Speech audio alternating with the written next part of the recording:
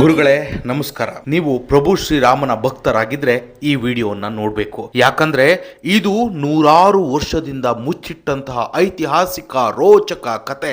ಅಯೋಧ್ಯೆಯಲ್ಲಿ ಪ್ರಭು ಶ್ರೀರಾಮ ಮಂದಿರವನ್ನ ಕೆಡವಿ ಬಾಬ್ರಿ ಮಸೀದಿ ಕಟ್ಟೋಕು ಮುನ್ನ ಶ್ರೀರಾಮ ಭಕ್ತರಿಗೆ ದರ್ಶನ ಕೊಡ್ತಿದ್ನಲ್ಲ, ಆ ಮೂಲ ವಿಗ್ರಹವನ್ನ ಕರ್ನಾಟಕಕ್ಕೆ ತಂದಂತಹ ರೋಚಕ ಕತೆ ಇದು.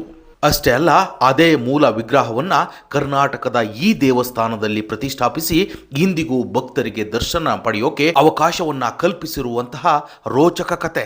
ಆ ಭಕ್ತಿ ಪೂರ್ವಕ ರೋಚಕ ಸ್ಟೋರಿಯನ್ನ ನೋಡೋಕು ಮೊದಲು ಸಾಧ್ಯ ಆದ್ರೆ ನಮ್ಮ ಪೇಜ್ ನ ಫಾಲೋ, ಶೇರ್, ಲೈಕ್ ಮಾಡೋದನ್ನ ಮರಿಬೇಡಿ.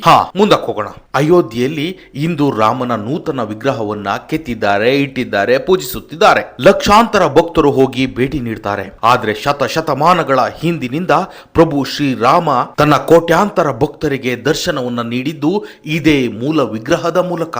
ಯಾವಾಗ ಪ್ರಭು ಶ್ರೀರಾಮನ ಅಯೋಧ್ಯ ಮಂದಿರವನ್ನ ಕೆಡವಿ ಬಾಬ್ರಿ ಮಸೀದಿಯನ್ನ ಕಟ್ಟೋಕೆ ಮುಂದಾಗುತ್ತಾರೋ ಆಗ ಅಲ್ಲಿಂದ ಗುಪ್ತವಾಗಿ ಅಲ್ಲಿದ್ದಂತಹ ಪ್ರಭು ಶ್ರೀರಾಮನ ಮೂರ್ತಿಯನ್ನ ನಮ್ಮ ಕರ್ನಾಟಕಕ್ಕೆ ತರಲಾಗುತ್ತೆ. ಹಾಗಾದ್ರೆ ಯಾರು ತಂದವರು, ಯಾವಾಗ ತಂದ್ರು, ಹೇಗೆ ತಂದ್ರು, ಇಲ್ಲಿ ಎಲ್ಲಿ ಪ್ರತಿಷ್ಠಾಪಿಸಿದ್ದಾರೆ, ಈ ಎಲ್ಲ ರೋಚಕ ಸಂಗತಿಯನ್ನ ಮುಂದಿನ ಸಂಚಿಕೆಯಲ್ಲಿ ನೋಡೋಣ.